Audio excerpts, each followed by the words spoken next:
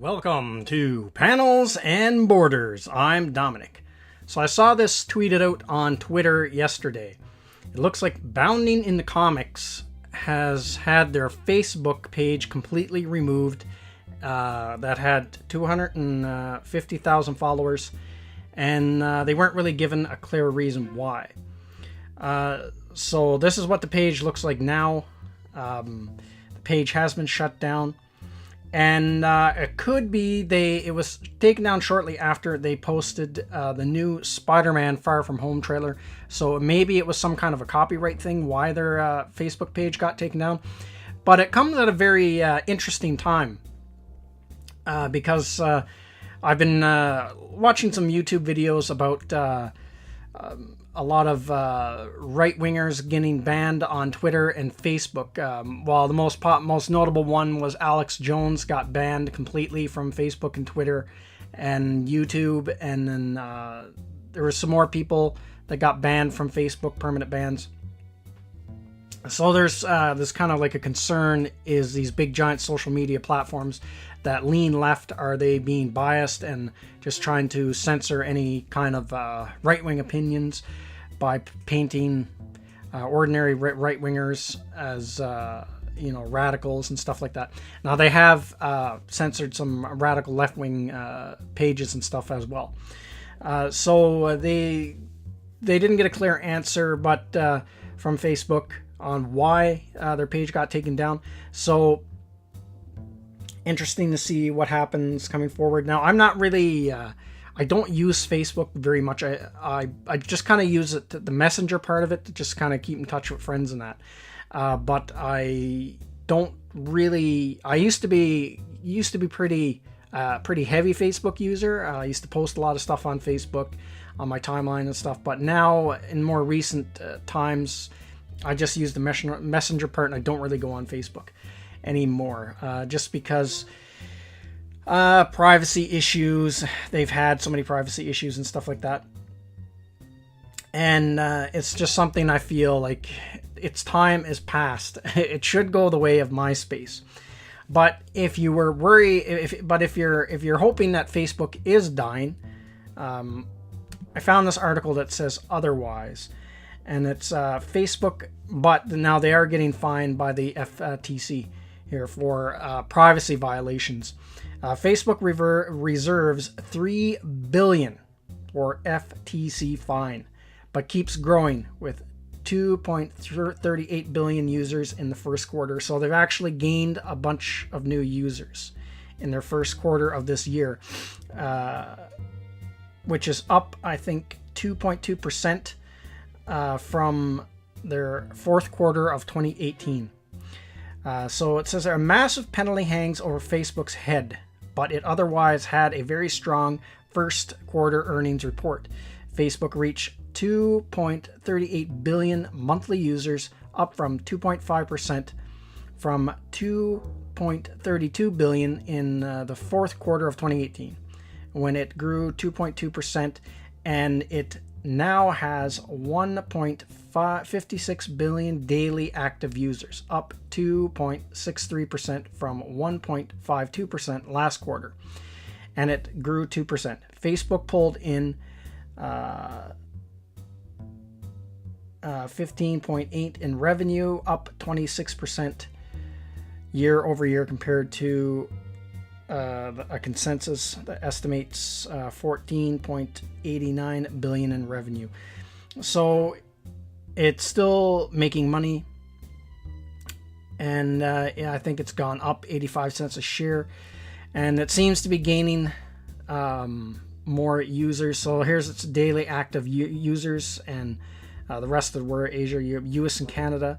So down here, US and Canada, it is still gaining some users, but it's kind of flattened out here. It doesn't really seem to be growing in the US and Canada if you look at this chart. It seems to be more growing in the Asia Pacific. You can see it's kind of growing users, and in the rest of the world. So it seems like it's kind of flattened out its growth in the US and Canada by looking at the daily active users. So So yeah, Facebook I don't think is going to be dying off anytime soon. Looking forward to this, but I think Twitter is dying, Tumblr is dying. Facebook is surviving right now, but Facebook has been losing users in the past by demographics. It seems like the people who use Facebook now are older people, and the younger, like generation, I guess millennials maybe, and Generation Z, I think that's right. They're not coming on board, the younger generation, because they don't see Facebook as a hip thing anymore. Like, oh, why am I going to go on something that has my grandparents and my mom and my dad on there? You know, now Facebook is more viewed as like an old person thing, where I can remember a time when there was no Facebook and Facebook was the new thing. And I can remember when I first made my Facebook profile was 2007. And I remember it was this cool new thing, and it was kind of cool because everyone was on it, so you got connected with all these people you went to high school with and junior high with and all that you hadn't seen in years and haven't connected with. There were a few other things that were kind of similar to Facebook just before Facebook. There was some other website that I was on. I cannot for the life of me remember the name of it. It wasn't MySpace. It was something similar to Facebook, but it wasn't MySpace. And but I think all these things kind of go in cycles. I remember Yahoo and MSN Messenger. I can remember a point in time where Yahoo and MSN Messenger, that's something everyone used. But I can remember they were going to charge people a monthly fee to use those messenger services. They were so confident in their sustainability of those messenger services and the popularity. They're actually going to charge you a monthly fee to use MSN Messenger and Yahoo Messenger. And very shortly after that, those things died out. The last time I remember using MSN Messenger was probably 2010. And now it's gone completely. I think it's just Skype now or something. There is no MSN. Same thing with Yahoo Messenger. I don't even know if it's still around. That died off faster than MSN Messenger. MSN Messenger hung around for, like, these things hang around for quite a few years after they're already dead, before they finally fold up. Like, MySpace is still around, but nobody uses it. So Facebook is such a juggernaut. I think it's going to be a while before it finally...